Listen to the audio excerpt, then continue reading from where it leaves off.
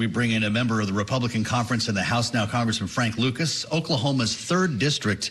It's great to have you with us, Congressman. Thanks for joining here on Bloomberg TV and radio. Our viewers and listeners should know that you have represented that district since 2003.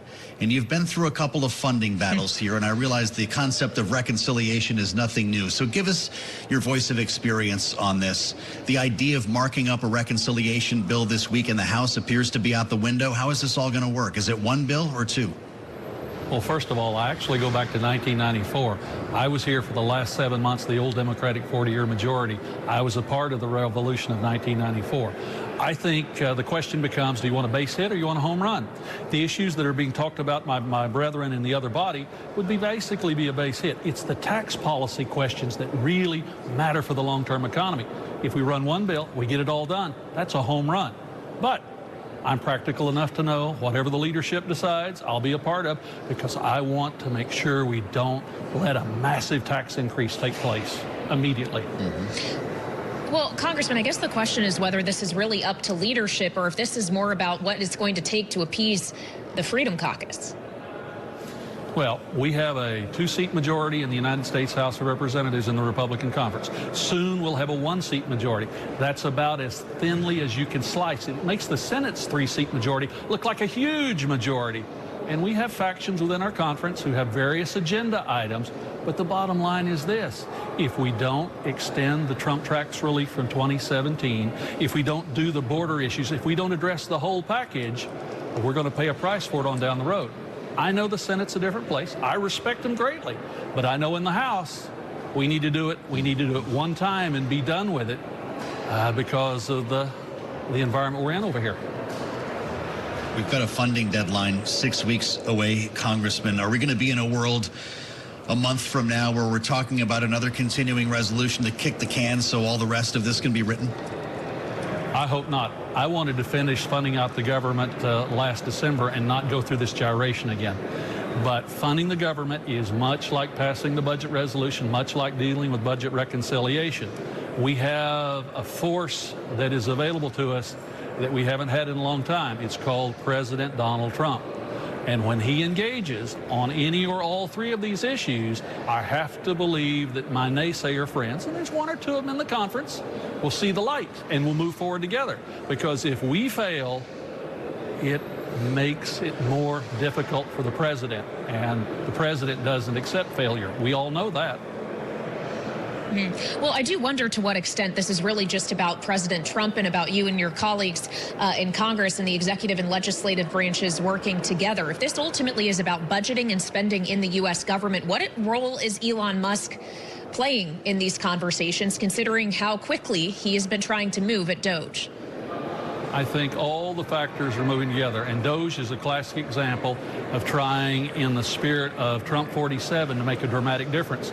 Anyone involved in business knows that ever so often or ever so many years, no matter the size of the corporation or the private enterprise, you bring in the efficiency experts. You look at everything, you sort out all the cobwebs, you make adjustments to keep the enterprise moving forward.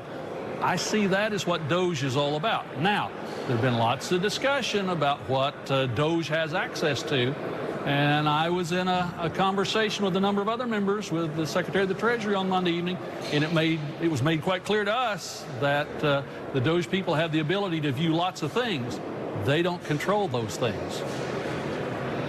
So as long as it's a read-only status, you're comfortable with Elon Musk not having been confirmed by the Senate, not being an actual government employee, having access to that information, even if it does not involve stopping payments? I'll just say that Elon has the confidence of the president. The president clearly on Election Day had the confidence of America. And I believe that my Republican colleagues in the House and the Senate need to be very respectful of that situation. Will we agree with everything he does? Will everything he proposes, I should say, actually become law? No. This is the legislative process. But he's going to lay out before us, I believe, a set of issues and circumstances that need to be addressed. Again, just like any good consultant brought in a business enterprise to make sure it's running efficient. Well, and as you say, Elon Musk has the confidence of the president. Should he also have the confidence of the people in Oklahoma's 3rd District who may be wondering about Elon Musk and those close to him seeing their personal sensitive financial data and information? Well, the people in the 3rd District of Oklahoma overwhelmingly, not unanimously, because that's not the way this country works, the people in Oklahoma have tremendous confidence in President Trump. And again, we'll see how this process evolves. As long as it's viewing, as long as it's making recommendations, as long as it's not turning the switches on and off, how can you argue with trying to make things work better? Now, along that lines, I'm a part of a task force dealing with the Federal Reserve System and Treasury's liquidity issues to try and make sure those issues work more efficiently. If it involves closing a federal agency, however, and that could be USAID or the Department of Education, we're told, is the next target, Congressman. Does the House of Representatives, does the legislature need to have the final say on that? I'd say ultimately we will have the final say on whatever happens, because all of the actions so far have been challenged very aggressively in court, all the executive orders. That's regular process, that's regular order. We'll work our way through that. Ultimately, good recommendations, even if the courts stop the executive orders, we'll still have the ability to legislatively address that. Now, we have a simple majority, 1 seat in a few days, maybe back to 3 seats or 4 seats by the summer. The Senate still has that 60-vote cloture rule to deal with. Again, that's why we need a budget resolution and reconciliation, and not just 1, but maybe 3 reconciliation bills in this calendar year to move legislation. This is not a checker game we're a part of. This is a chess game, and we have to be prepared to move the pieces carefully to accomplish what needs to be done.